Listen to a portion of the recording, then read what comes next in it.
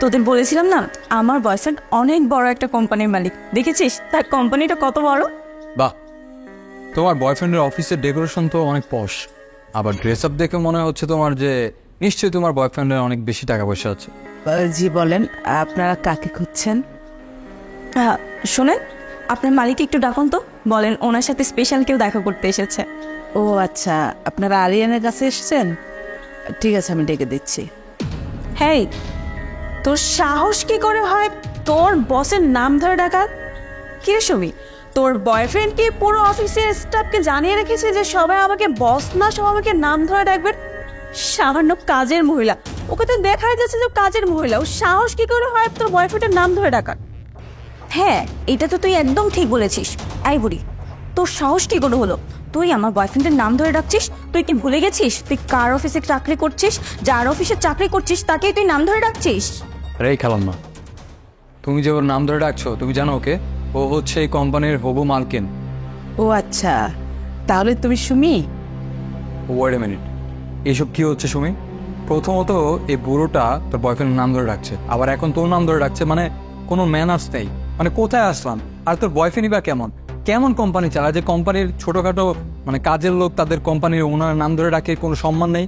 এমন অভদ্র আর খারাপ মানুষদের কেন এই কোম্পানিতে রেখেছিস? এখনো বের করে দিস না কেন?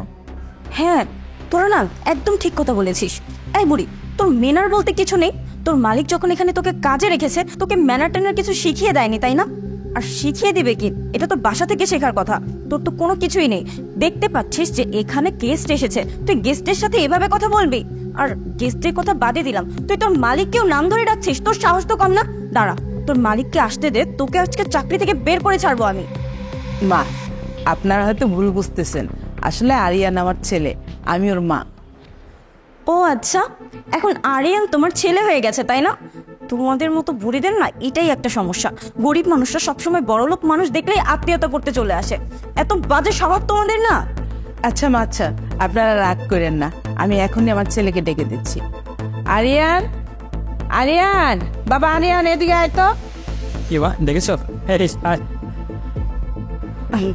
আরিয়ান, আমাকে একটা কথা বলো তো, তুমি যদি তোমার অফিসে কোনো স্টাফ রাখো তাহলে কি তুমি তাদের কোনো ম্যানার শেখাও না?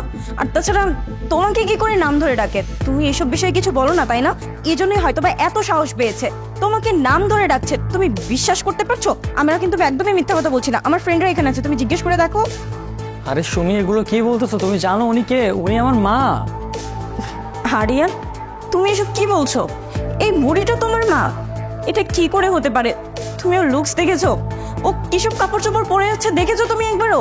ওর দিকে তাকালে মনেই হয় না যে ও তোমার মা। সুমি চুপ করো। আমার মায়ের সামনে দাঁড়িয়ে তুমি এরকম একের পর এক উল্টাপাল্টা কথা বলে কোনোভাবে যেতে পারো না। দেখো, ড্রেসের স্বাধীনতা আমি তোমাকে দেইনি।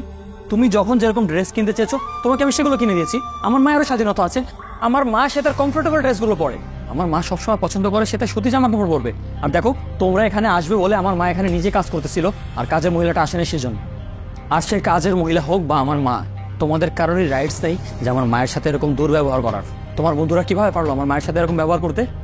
আচ্ছা ঠিক আছে, আমি তোমার কথা মানলাম যে এই বুড়িটা তোমার মা। তাহলে উনি এসব কাজকর্ম কেন করছে? উনি তোমার অফিসে ঝাড়ু কেন দিচ্ছে? কারণ আমাদের অফিসের আয়াটা আজকে আসেনি। যে ঝাড়ু দেয় সে না আসার কারণে আমার মা এগুলো করতেছিল।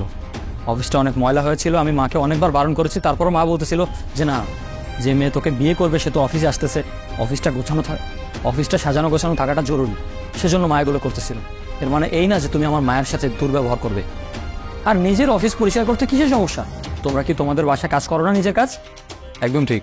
আর শুনি, আমি কখনো চিন্তাও করতে পারিনি তুই এমন একটা ছেলের সাথে রিলেশন করি যে নিজের মাকে দিয়ে ঘরের কাজ করে, ঝাড়ু দেওয়ায়। এই তোমরা থামবে? তোমরা জানতে পেরেছো যে এটা আমার মা, তারপরও আমার অফিসে দাঁড়িয়ে আমার মাকে অপমান করে যাচ্ছ। সুমি, তোমার আর একটা কোনো কথা আমি শুনতে চাই না। আরিয়ান বাবা, তুই এই মেয়েকে পছন্দ করেছিস বিয়ের জন্য, কিন্তু এই মেয়েকে আমি আমার ছেলের বউ করতে রাজি না। আর এই মেয়ে যদি আমার ঘরে আসো বউ হয়ে, ও তো কাউকে সম্মান করবে না। ও বড়দেরকে সম্মান করতে জানে না, শ্রদ্ধা করতে জানে না। আর এমন একটা মেয়ে কিনা আমার ছেলের বউ হবে, এটা আমি মেনে নিতে পারবো না। ঠিক বলেছো মা। সুমি, তুমি নিশ্চয়ই শুনতে পেরেছো যে আমার মায়ের ক্লিয়ারেশন কি। আমার মা কোনোভাবে তোমাকে চায় না। তোমার মা যেখানে তোমাকে চায় না সেখানে আর আমি তোমার সাথে থাকতে চাচ্ছি না। প্লিজ এখান থেকে চলে যাও। আরিয়ান, তুমি এসব কি বলছো? আমরা দুজন দুজনকে অনেক ভালোবাসি। তুমি এই সামান্য কারণে আমাদের রিলেশনশিপটা ভেঙে দিতে পারো না।